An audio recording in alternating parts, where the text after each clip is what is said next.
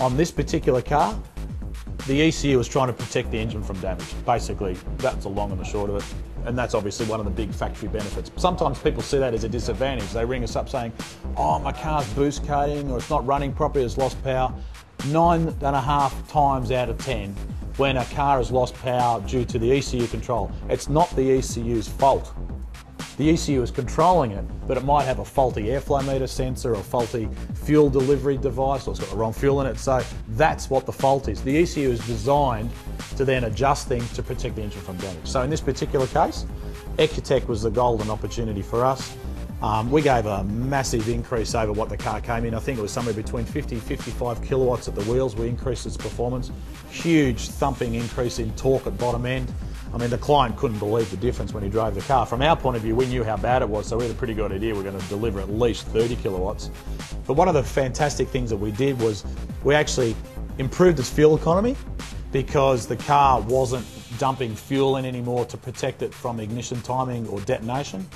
We could get the fuel mixtures correct when it come on boost, so I was getting the right fuel mixture to get the right performance.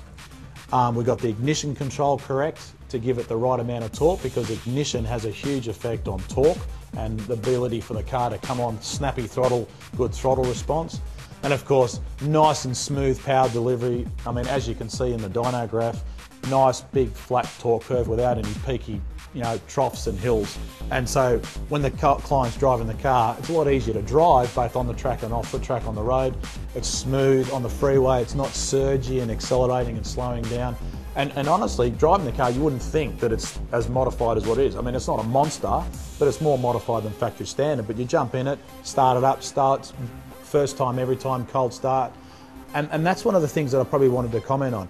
A lot of aftermarket ECUs, although the high spec ones are damn good ECUs, you always have a little bit of sacrifice on cold start or throttle arrangement or idle or something like that.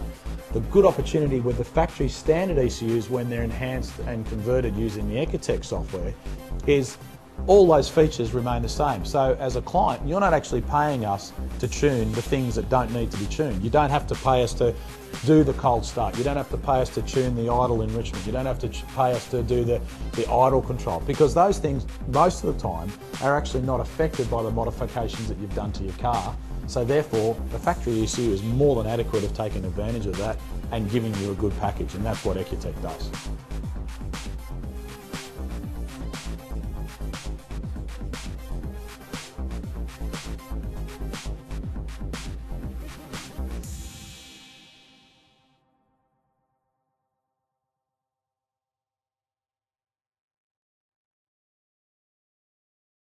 One of the great opportunities we had with Project Evo was the owner of the car was able to come out and join us at one of the MRT Performance skid pan days and take advantage of the partnerships that we've got with our good quality trade clients who supply a lot of these parts to the industry, namely DBA, Whiteline, Nolethane, Mobile. All these people come to our track days to give good, valuable technical support, and of course we had our whole MRT tech team out there as well. I did some driver training with Wayne Boatwright, and you'll see in the video how when a car runs properly and it's doing what it's supposed to do, you can have a lot of fun in a very safe environment. Now the skid pan day was great for that, because it's most first, second gear type stuff, really slippery conditions. So you really get the opportunity to test the car at its limit, which effectively is a very, very slow limit, but it's all slipping and sliding. So we got the opportunity to teach how to do handbrake turns, how to do donuts, drifting, driving around cones.